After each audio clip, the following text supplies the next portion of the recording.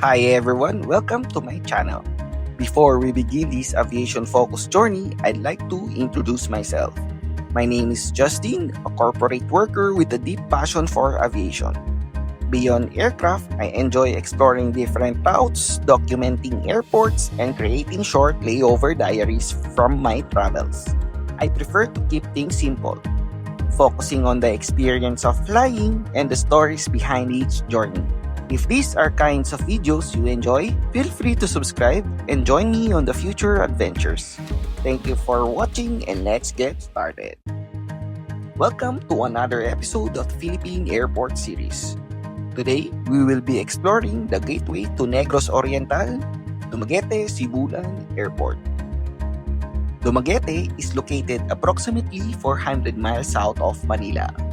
The airport carries the IATA code Delta Golf Tango and the ICAO code Romeo Papa Victor Delta. It features a single 1,845-meter runway designated as runway 0927.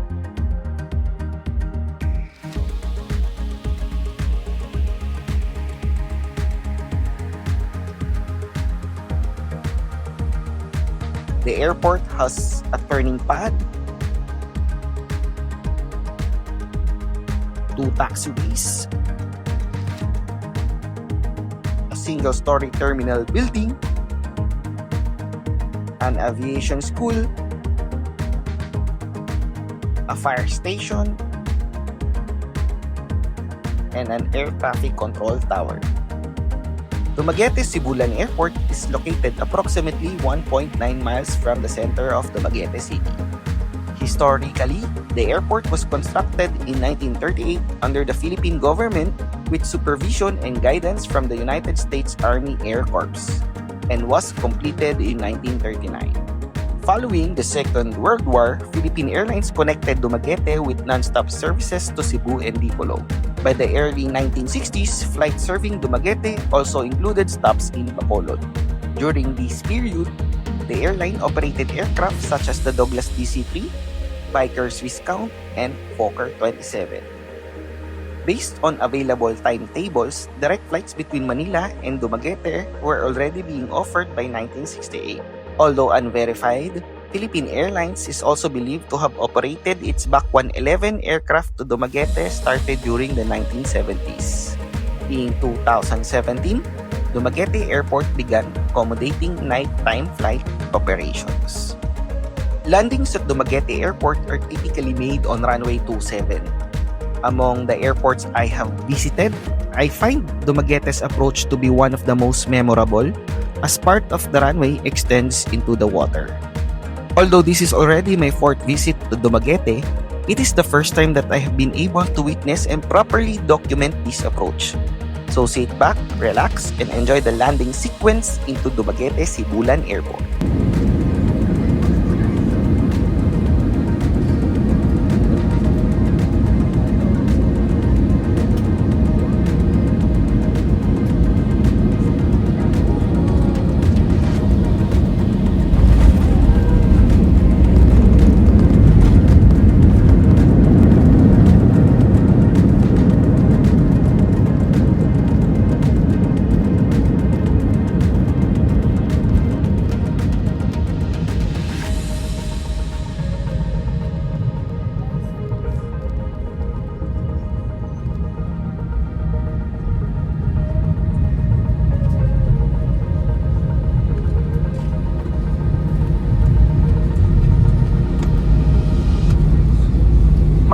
We have just landed. Philippine Airlines welcomes you to Dumaguete.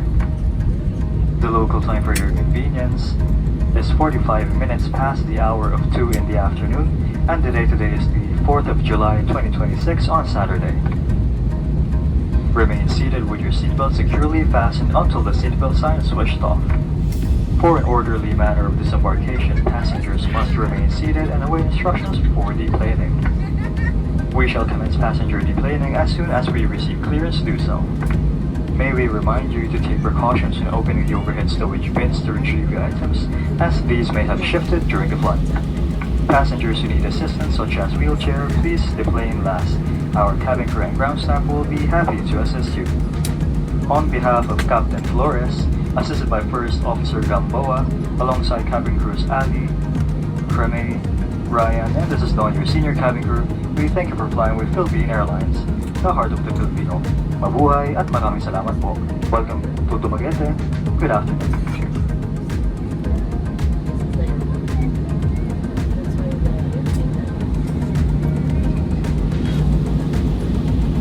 We would like to remind everyone to remain seated with your seatbelt securely fastened while waiting for your row numbers to be called for deplaning. You may only stand up and retrieve your carry-on baggage. Arriving at Dumaguete Sibulan Airport is fairly straightforward. After disembarking via boarding stairs, passengers are guided directly to arrival area where a single baggage carousel serves arriving flights.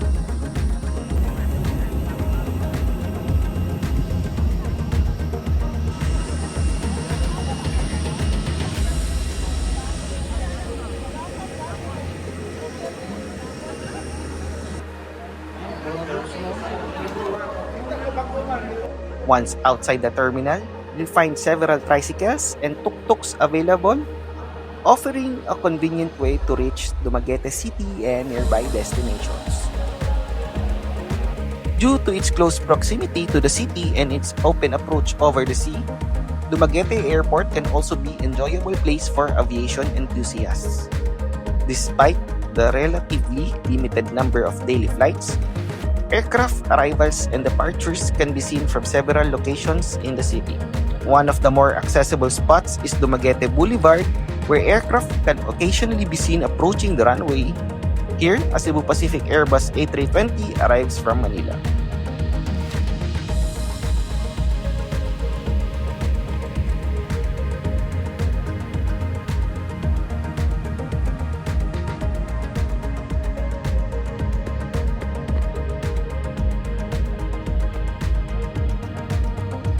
However, my preferred plane spotting location is Liman Beach, which offers a clearer view of the aircraft movements. If you're planning to do some plane spotting in Dumaguete, I would recommend checking the airport's flight schedule beforehand to make the most of your visit.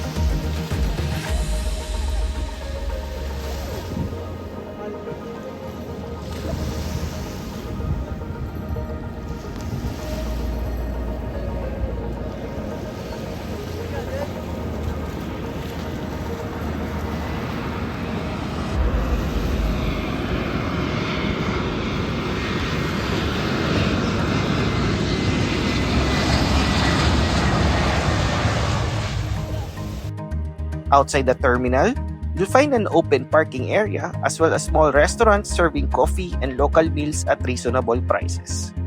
Since I had enjoyed a rather filling meal the day before, I decided to keep things simple and order a cup of coffee instead.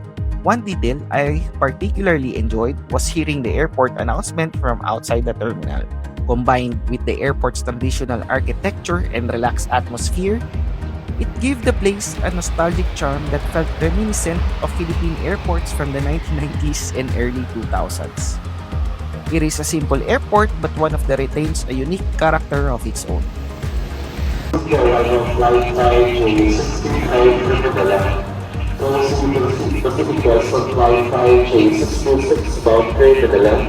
After completing our check-in requirements, kami disengaja the pre-departure area for travel security check and for Planespotting announcement. Thank you.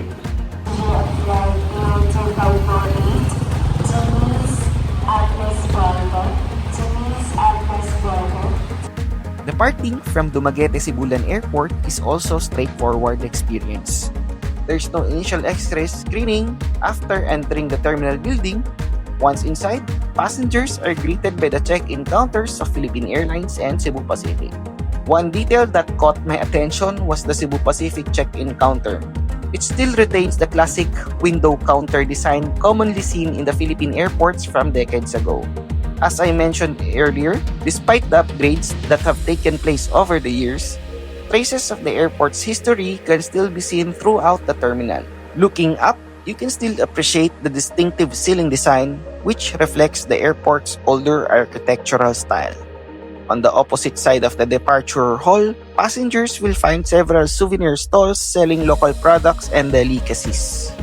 You can also spot the former AirAsia check-in counter, which now sits unused, serving as a reminder of the airlines that once operated flight to Dumaguete. After completing the final security screening, passengers entered the pre-departure area. Despite the airport's modest size, I found the waiting area to be airy, comfortable, and pleasant. The terminal has 2 boarding gates and large windows overlooking the apron.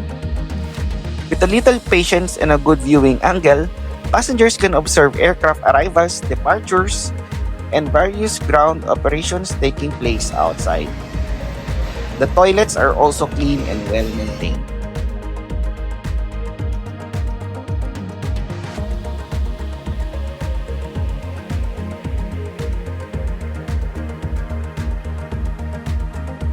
Operations-wise, Dumaguete Airport currently has connections to Manila, Cebu, Iloilo, Dipolog, and Siquijor through Philippine Airlines, Cebu Pacific, and Royal Airway Charter Incorporated.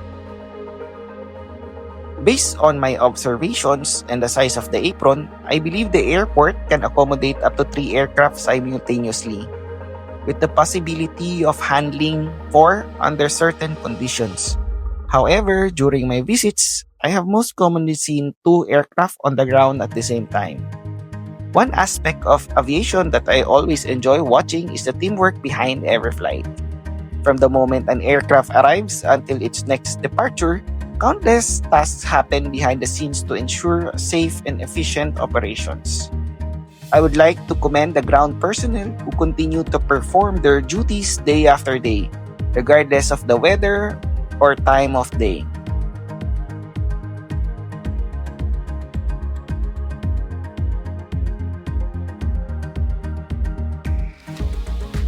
As I boarded my flight back to Manila, I took one final glance at the terminal and found myself looking forward to my next visit. I also wanted to document this airport as it is today.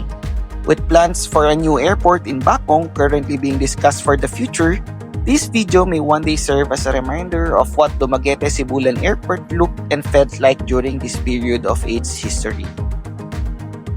With the charm of Dumaguete City and the character of its airport, Dumaguete Sibulan Airport offers a unique travel experience in the heart of Negros Oriental. It may not be the largest airport nor the busiest, but it possesses a unique personality that reflects the relaxed pace and welcoming nature of the city of gentle people. This is Justine of Just Flights PH. I look forward to seeing you again as we continue exploring more airports across the Philippines.